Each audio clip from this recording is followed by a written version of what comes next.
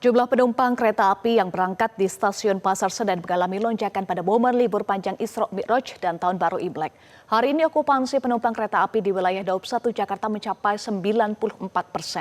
Untuk informasi terkini kita bergabung dengan Anwar Fuadi dari stasiun Pasar Senen. Adi, bagaimana kondisi di stasiun Pasar Senen pada libur panjang Isra Mi'raj dan Tahun Baru Imlek ini? Ya Eva, berdasarkan pantauan kami sore hari ini kondisi di stasiun Pasar Senen masih sangat ramai dengan penumpang yang akan berangkat ke sejumlah destinasi. Dan sebenarnya kondisi ini sudah terjadi sejak tadi pagi dan diperkirakan akan terus terjadi hingga malam hari nanti seiring dengan banyaknya jumlah keberangkatan kereta api dari stasiun Pasar Senen. Dan kepadatan penumpang terlihat baik di selasar depan tempat saya melaporkan saat ini ataupun juga di ruang tunggu, baik ruang tunggu yang ada di luar gedung ataupun yang ada di dalam gedung stasiun Pasar Senen ini. Selain kepadatan penumpang di sini, tadi kami juga memantau ada antrian kendaraan yang akan masuk ke kawasan stasiun Pasar Senen karena banyak kendaraan yang akan melakukan drop off penumpang ataupun juga pick up penumpang. Dan tentunya ini harus menjadi perhatian, jangan sampai datang ke stasiun mepet-mepet begitu sehingga tertinggal kereta api. Itu harus diperhatikan oleh calon penumpang yang akan berangkat khususnya dari stasiun Pasar Senen.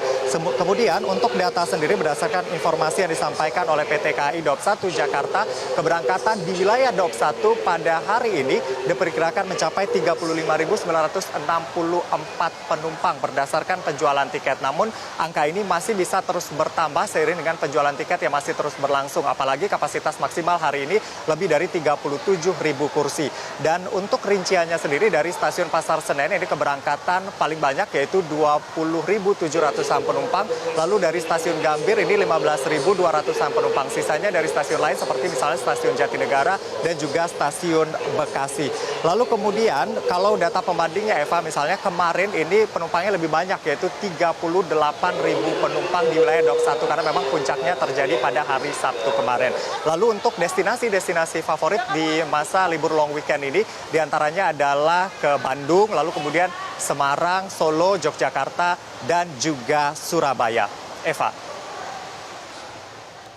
Ya Adi, kalau terkait dengan putusnya rel kereta api di Grobogan, apakah berdampak pada keberangkatan dan kedatangan di stasiun Pasar Senen, Adi?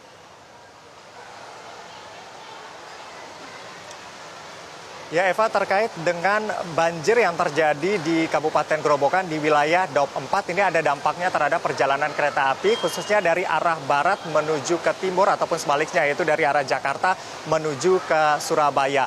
Nah, kereta api yang melewati jalur lintas utara yang terdampak musibah banjir atau bencana banjir ini harus dialihkan atau memutar ke selatan sehingga waktu tempuhnya ini lebih lama begitu. Dan misalnya kalau dari Jakarta ke Surabaya ini ada kereta api Argo Bromo Anggrek baik dari Jakarta menuju ke Surabaya atau sebaliknya ini dialihkan ke jalur selatan.